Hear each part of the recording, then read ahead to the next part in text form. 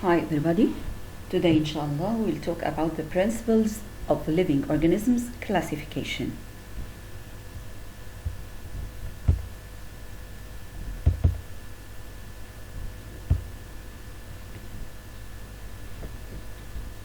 Until now, no one knows how many kinds of living organisms are found on the earth. Some scientists mention that there are about 1.4 million kinds of living organisms on the surface of the earth. But the biologists believe that this number not exceeding 10% only of the living organisms on the earth. And they mention that there are many kinds of insects, animals, and plants live in the deep ocean or in surface of areas on the land, and we didn't discover them till now. So due to this enormous diversity, huge number of living organisms, we need a classification process. So what's meant by classification? Classification means arrangement of the living organism in groups. This arrangement will done according to the similarity and difference between the living organism. Why we do this classification? To facilitate their studying and identification of new organisms. So the science that deal with this classification is called taxonomy, and in this unit we will study taxonomy of the living organisms. The modern classification system depends on its basic principle on a definition of species. What's the meaning of species? Species is a group of individuals that has same or similar, not same actually, similar morphological characters. If we have a look to all cats in the street, they have the same morphology. All dogs have the same morphology. All lions have the same morphology. Even human beings having the same morphological character. What else? The species individual can mate and produce fertile offspring. What's the meaning of fertile? Fertile means they can give another offspring, give birth to another offspring. So the species group of individual, number one, with similar morphological character, number two, can mate and produce fertile offspring. So if we have a group of individuals that have a morphological character, but they are not able to mate and produce fertile offspring, we can't call them species because they are sterile. And the meaning of sterile, that they can't give birth to an offspring. The example of this individual is the tigon. The tigon is an animal produced from mating of a female lion with a male tiger, but the tigon can't mate and produce offspring. The tigon is sterile, so we can't call the tigon species. This is also applied on mole. The mole coming from mating between a female horse and a male donkey, and the mole is sterile, can't give an offspring.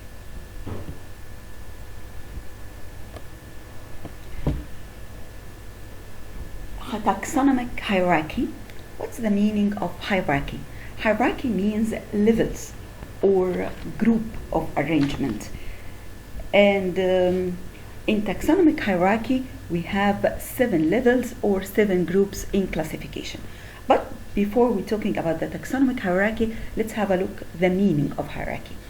Here, all of us live on Earth, and the Earth is a huge planet that contains land, sea, and ocean. In which place of the Earth we live? We live on a continent, but there is many continents. We live in Africa or Asia or America or Europe, Actually, we live in Africa. Africa containing many countries. Where we live, in which country? Tunisia, Egypt, Sudan. Actually, we live in Egypt. Egypt containing many governorates. Which one we live in? We live in Giza. In which area in Giza? We live in 6 October city. In which street or which district? We live in 4th district. In which house? In house number 201. So here we have many levels. These levels for classification contains a group of individuals, and this group of individuals have the same character or similar character than the preceding one. If we take Giza Governorate, it's a part of the country, but what is the similarity in the people in Giza Governorate? The similarity that these people has high level of education than another governorate. Or take an easier one, Egypt. Egypt as a country. What is the similarity of people living in Egypt? That they all of them speaking Arabic.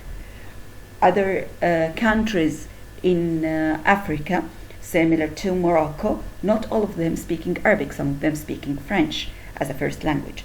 So as we have a level, we have a more similarity between the individual in this level than the preceding level.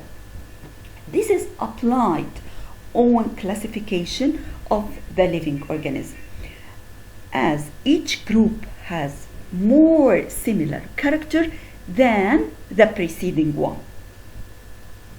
The taxonomic hierarchy is dividing to 7 groups or 7 levels. So the taxonomic hierarchy, there are 7 levels for classifying the living organism. Each group contains less number of organisms with more similar character than the preceding one. The taxonomic hierarchy is the 7 levels are starting from the highest level, which containing more number of living organisms, which called kingdom. And the kingdom is formed of group of phylum. The similarity between the individual in the phylum is more than the similarity between the individual in the kingdom. And the phylum is divided into group of classes, and the class is divided into group of orders, and the orders is divided into group of families, and each family contain or include group of genera, and its genus contain group of species, and the species is a group of individual that has similar morphological character which can mate together and produce a fertile offspring. So the species has more similarity between its group than genus, and genus more than family, and family more than order, and so on. So as we go in the taxonomic hierarchy, we start by broader spectrum and go down till we reach to a very specific group, which is the species.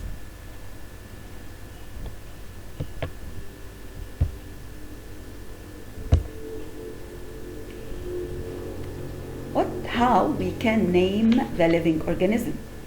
The scientist Carlos Linnaeus developed a system, and this system named binomial nomenclature system. What is the meaning of binomial? Bi means two, nomial means name. What is the meaning of nomenclature? It means system of naming, way of naming. How this system of naming developed or done? Each individual has binomial, I mean two names. These two names, or the name which is formed of two parts, not two names, to be more specific. two parts is written in Latin language. So we don't use Arabic, we don't use English, we don't use Spanish, we don't use French. In biology, in taxonomy, for naming of an individual, we use the Latin language.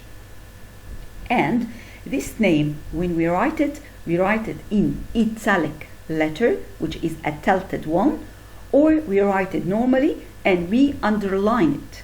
We put line under the name. As I mentioned before, each organism have binomial name. I mean two parts of the name. The first name represent the genus and it is begin with a capital letter. And the second name represent the species and it begin with a small letter. The binomial name is similar to your name. You have your name and your family name. But here, the family name is written first, then your name written second. The first letter of the family name should be written in capital, and the first letter in your name will be written in small. The name is written in italic letter, or we write it normally and put under it an underline. For example, here is the name of a cat. Cat is an English word, but when we name the cat, we use a Latin name. Cat in Latin is called Felis. So the cat first name, genus name is Felis. And this cat is lived in home or at home. So it is domesticus. Domesticus means domestic or live in home. So it is in Latin word. So the species is domesticus. So the name of the cat in biology is Felis domesticus. And as you see here, you can see that Felis is first letter is written in capital and the word is written in italic letters. Domesticus, the first letter is written in small and the word is written in italic letters.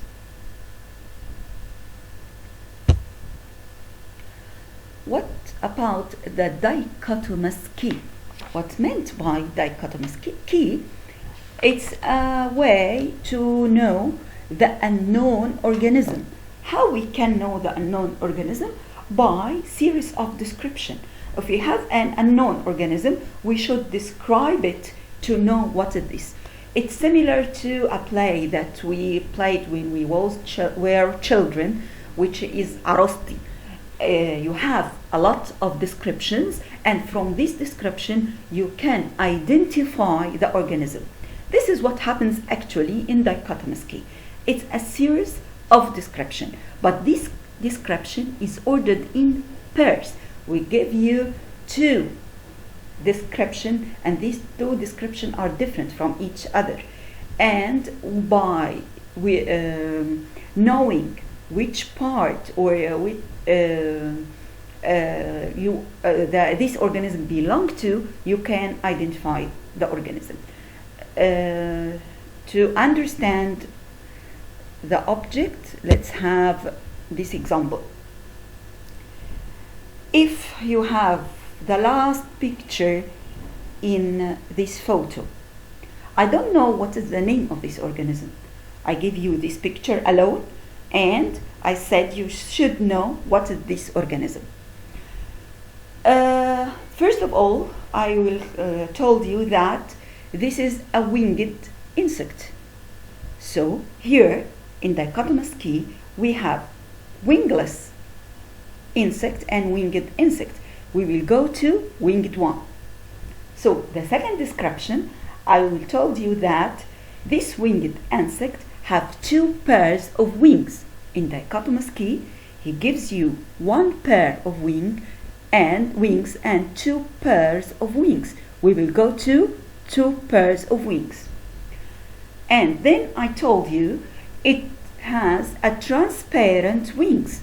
So if we have insect with two pairs of wings, they are either wings covered with bright scales or transparent wings. So we'll go with transparent wings, and we can see that this is a dragonfly.